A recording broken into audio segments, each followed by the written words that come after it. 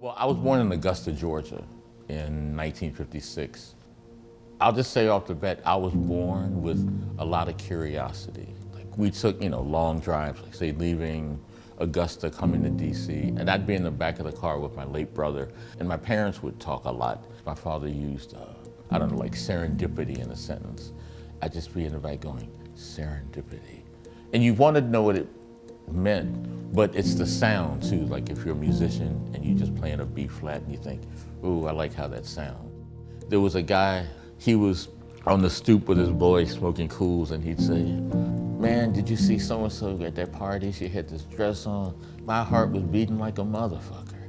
But it was like, motherfucker. And I thought, and so I'm, like the little nerdy boy sitting down, and I'd say, Butch, what you say? He'd say, oh, motherfucker, you knew what I said. But he knew I wanted to hear it. But of course, a lot of my poems, they're based on people I knew. It's funny, even if I walk around our neighborhood now, I can feel, it's like this thing comes up from the ground into your body. And I said, I'm thinking, God, there's like 98 poems still here. Like in my last book, Scattered Clouds, this kid who killed himself, they called him Little Man. But you're seeing all this as you're also seeing the neighborhood change.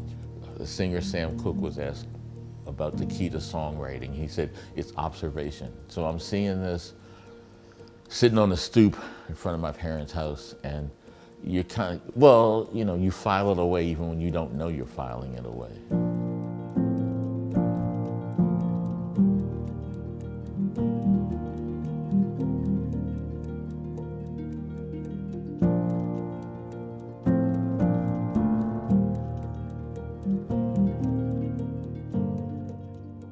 I am considered by many, excuse me, a Black poetry elder. And I think, should I get like a walker with, like kids hay wrapped around? I don't know.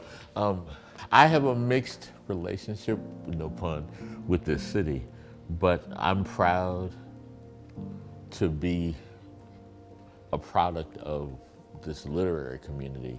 And I was a kid who sat in the back of the classroom, like apologetically thinking, is it okay for me to be here? And I'm humbled by some of the stuff people say to me. And I'm thankful that I was stubborn about maintaining my love for this, because it meant being in places like this and meeting so many of the people I have failed to mention. But it's in me, it's in me. And to see and hear the continuum is like, young Kenny Carroll. And I'm like the people in the back. Hey, baby, I used to read with your daddy, back in the analog days. What's up, brother? Hey, what?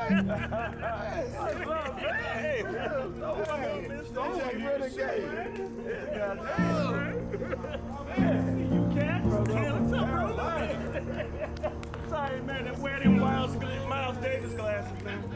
Could any sculpture ring with purring pigeons be more than just a spouting place where he, God with a minor G, came to create?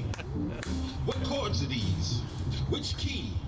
An eye nearly elusive as the eye of Stephen's blackbird looks to unravel its complex roots, but finds merely real chords it cannot. Most Def, we hit this line, when love calls your name, you gotta pursue. And I think that's me. It's like these things, and I'm like, oh God, I'm so smitten. But is it okay? Like, are my boys gonna laugh at me? Well, yeah, and they did sometimes. But I think following what you love, you can't go wrong in this case. When I tell people I feel lucky to be alive, it's not just, if people know you as a writer or you were a curator for 20 years, I'm not really talking about the resume side of life. I'm talking about that other stuff which feeds your work and is a part of, other communities, sure, but I'm talking about this one in particular. 500! 500 years if we need a picture.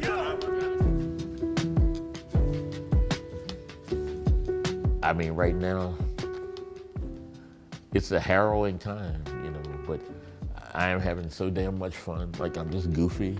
And why didn't I, you could say, why didn't I do it sooner? But sometimes you never get there.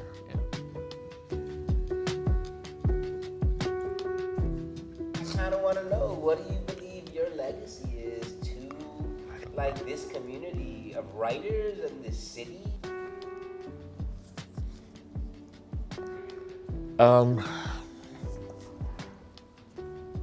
That I did my best, and that I tried to be encouraging to, well, fellow writers, but I'll include students as fellow writers. I forget who did this. Album came out years ago, and the title was Encouraging Words. And I try to encourage people because, well, not profound, but someone encouraged me, many people. And yeah, that's, you know, well, like Reuben